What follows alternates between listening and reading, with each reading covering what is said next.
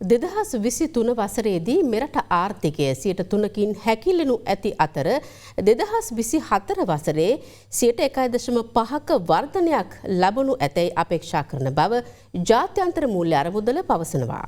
මෙරටට පැමිණ සිටින එහි නියෝජිතයන් අද පැවැත් වූ මාධ්‍ය හමුවේදී ප්‍රකාශ කළේ ණය ප්‍රතිව්‍යුහගත කරන ක්‍රියාවලිය සඳහා ලක් රජය ද්විපාර්ශ්වික සහ පෞද්ගලික ණය හිමියන් සමග සාකච්ඡාවට එළඹ සිටින අතර එම ක්‍රියාවලිය ලබන සැප්තැම්බර් හෝ ඔක්තෝබර්වලදී සිදු කෙරෙන IMF පළමු ඇගයීමට පෙර අවසන් වනු ඇති බවයි. The big story. ජාත්‍යන්තර මූල්‍ය අරමුදලේ කාර්ය මණ්ඩල නියෝජිත කණ්ඩායමක් පසුගිය මේ මාස 11 වෙනිදා මෙරටට පැමිණියා. එම අරමුදල ශ්‍රී ලංකාවට ලබා දෙන ඩොලර් බිලියන 3ක විස්තීර්ණ ණය පහසුකමට අදාළ උපදේශාත්මක සාකච්ඡාවක් සඳහායි.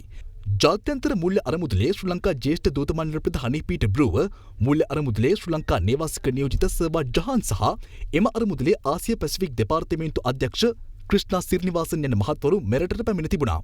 එම නියෝජිත පිරිස මහා බැංකු මූලස්ථානයේදී අද ප්‍රවෘත්ති සාකච්ඡාවක් පැවැත්වුවා. Given the weak external environment and domestic policy tightening aimed at restoring macroeconomic stability, the economy is expected to contract by 3% in 2023 before registering a modest growth of 1.5% in 2024. The IMF supported program is an opportunity for all Sri Lankans to come together to work through this crisis to restore economic stability and put the country on a sustainable growth path. The IMF is here to help you along the way. Domestic debt restructuring, what kind of a role IMF can play when it comes to recapitalizing the banks? The authorities are making good faith efforts to negotiate with all their creditors, both private creditors and official creditors, and the engagement is going on quite well.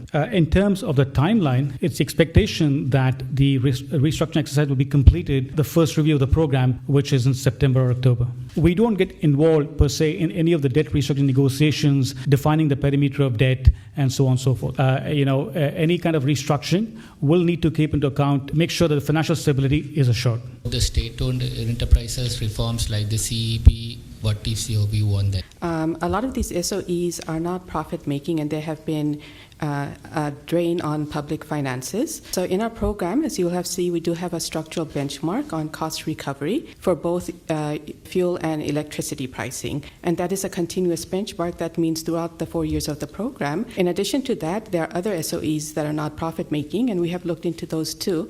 And we have asked that there is a restructuring of their balance sheets. Just to check on the interest rates for this loan, and is it same across all the other countries, the interest rate that you all are giving?